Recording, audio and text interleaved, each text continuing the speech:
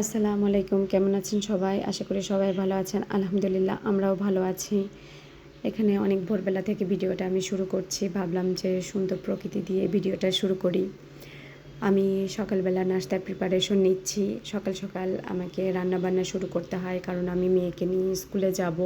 এই জন্য সকালের নাস্তা, দুপুরের রান্না আমি একই সাথে কমপ্লিট করে নিই। তারপরে আমি স্কুলে যাই মেয়েকে নিয়ে, কারণ স্কুল থেকে এসে সময় থাকে না রান্নাবান্না করার। অনেক তাড়াহুড়ার মধ্যে আর কি ভিডিও করতে হয়, রান্নাবান্না করতে হয়। সুন্দরভাবে সেভাবে আপনাদের সাথে আমি ভিডিওটা শেয়ার করতে পারলাম না, অনেক তাড়াহুড়া থাকে। অনেকেই সুন্দর করে, অনেক ব্যস্ততার মধ্যে হলেও সুন্দর করে ভিডিও করেন, সুন্দর করে গুছিয়ে কথা বলেন। আমি আসলে অত সুন্দর করে গুছিয়ে কথাও বলতে পারি না। যাই হোক, আমি এই নাস্তাটা কমপ্লিট করে নিয়েছি। এখন আমি রান্নার প্রিপারেশন নিব। এখানে আমি মাছের মাথা দিয়ে মুড়ো ঘন্ট করব। মাছের মাথাটা ভালো করে ধুয়ে লবণ হলুদ মাখিয়ে নিয়েছি। এটা আমি রাত্রেই করে রেখেছিলাম। মাংসটাও আমি ভিজিয়ে রাখছি। এখন আমি মাছের মাথাটা ভালো করে ভেজে এটা আমি মুড়ো ঘন্ট রান্না করব।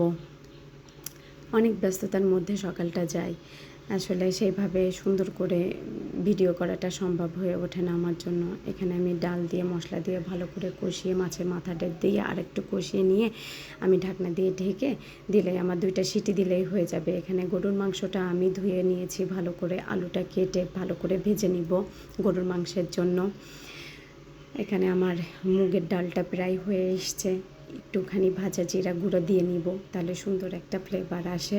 আমি মাংসটা রান্নার জন্য প্রেশার কুকারে মশলাগুলো দিয়ে ভালো করে কষিয়ে মাংসটা আমি রান্না করব।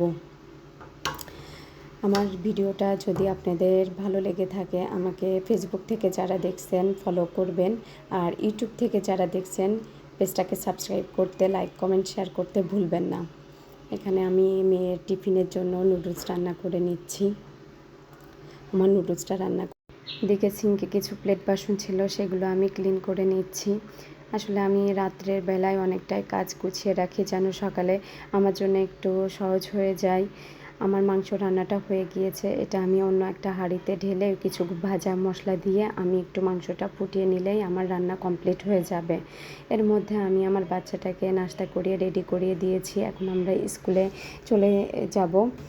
এই যে স্কুলে চলে এসেছি। আমার সোনা পাখিটা বলছে, মা তাড়াতাড়ি আসো, ক্লাস শুরু হয়ে যাবে। আসলে এত তাড়াহুড়ার মধ্যে থাকে যে অনেক সময় ক্লাস শুরু হয়ে যায়। যে ওর ক্লাসরুমে বসে গিয়েছে, এদিকে টিফিন টাইমও দিয়ে দিয়েছে, একে সবাইকে টিফিন খাচ্ছে। এর ফাঁকে আমরা ক্রিম খাচ্ছিলাম আর আড্ডা দিচ্ছিলাম। এরপরে আর ভিডিও করতে পারিনি, একদম সন্ধ্যায় শুরু করছি ভিডিওটা আবার। ডালপুরি আর বেলের শরবত দিয়ে নাস্তা করছিলাম। তারপরে তো চা না থাকলে হবেই না।